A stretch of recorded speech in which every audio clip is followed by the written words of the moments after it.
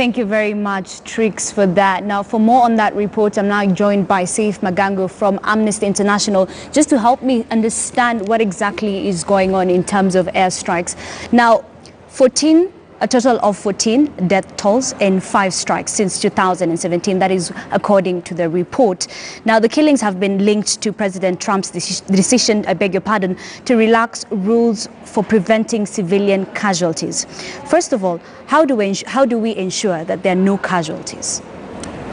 Well, international humanitarian law is very clear that people engaged in offensives, in wars, have to ensure that civilians are not killed.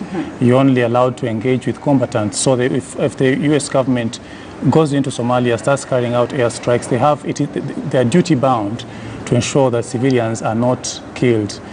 In this case, what we've unearthed in our research is that despite the fact that the U.S. government keeps saying again and again that no civilians have been killed, yes. When you speak to relatives and eyewitnesses in this particular area of Lower Shabelle in Somalia, they tell us that they've lost their loved ones, and there is corroborating evidence that this is the case.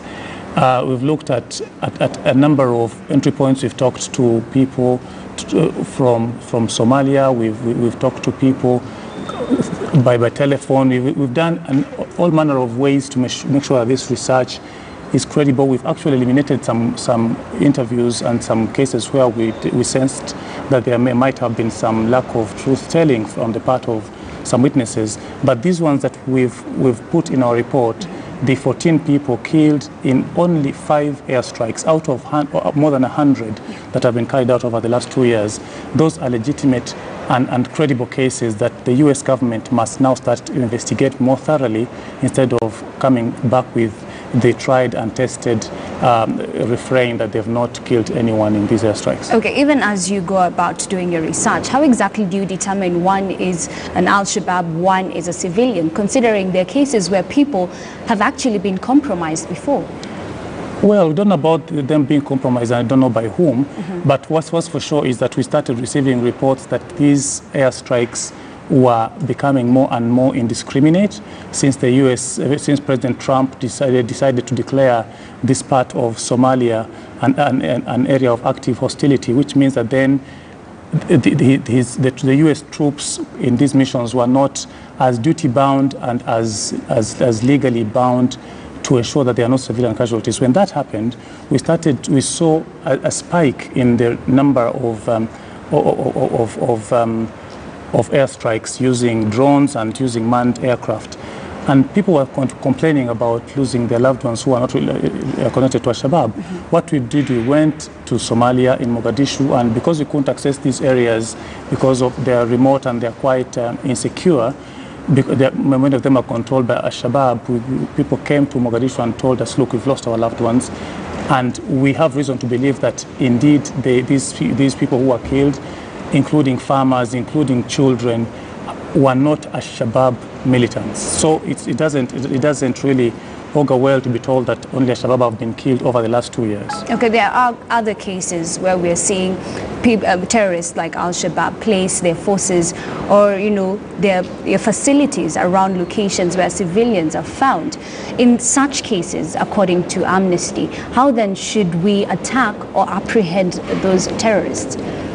Well, I'm sure the U.S. military is well trained and has mechanisms, and this is really the onus, the burden of proof has to be with the government and the military to ensure that they respect the international law and make sure that no civilians are killed. How they go about it, it is clearly laid out in the Geneva Conventions that you don't kill civilians. So they should tell us the measures they've taken to avoid civilian casualties. What we're hearing from them now is blanket denials that no one has been killed, despite hearing that in some cases when one missile hits an area, it sparks a lot of fires and burns a lot of things around a place. They could go looking for one individual and they end up killing 10. They end up killing a number of them, including women and children, who are not related to Al-Shabaab. So what we are telling them, look, it's well and good for you to go and engage Al-Shabaab in Somalia. The whole world knows the kinds of things that they've been involved in.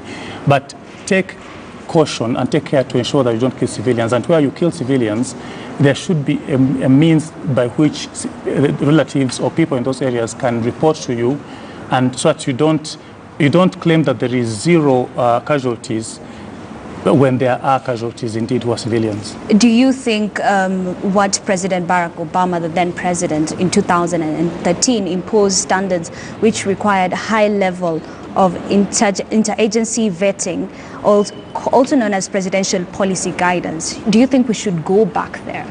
Absolutely. If it saves one civilian's life, it is worth doing.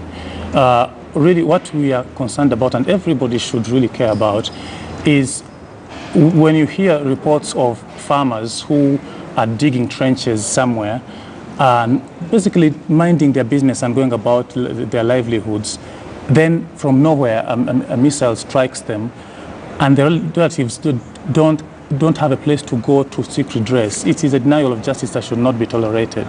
So basically we're telling the US government, instead of denying and denying and denying all the time that civilians have been killed, look into these specific cases that we've brought forth before you, do investigate them, and where some people made mistakes should be held to account, and those people who have lost loved ones should also get justice. All right. How then do you fight for the rights of those casualties that have been affected? By coming here and telling you about it and trying to make sure that the world hears this. There are ways to deal with it. You could go to court, but you see, the situation in Somalia is such that the judicial system is in a shambles, as you'd expect. But I think at this stage, what is needed really is for the Somali government, the US government, and AFRICOM to look into it in more detail. And we don't believe that they are totally against justice. They can investigate and they can take certain remedies to ensure that justice is done. Okay. Of course, now that we're talking about Somalia, we're aware that the KDF have left the military base there. What are your thoughts about this? Well, I think that is the prerogative of the Kenyan government. They went into Somalia to achieve certain ends. I think if they feel that they've achieved them, well and good. But I think we should ensure that civilians are protected with AMISOM. If AMISOM leaves and there is a vacuum, and then people start getting killed and you have human rights violations taking place there, I think that would be quite a sad thing to behold. All we could say is basically there should be a gradual withdrawal if there's going to be any, and there should be a mechanism to ensure that this doesn't leave a big vacuum that then gets exploited by certain elements to abuse human rights. All right. Thank you very much, Saif Magango, who is the Deputy Regional Director of Amnesty International. Thank you for taking time to come here on Bottom Line and just shedding some of that for us. Thank you so much for having me. Okay, we take a short break, but before we do, just a reminder that the Justice Service Commission has recommended that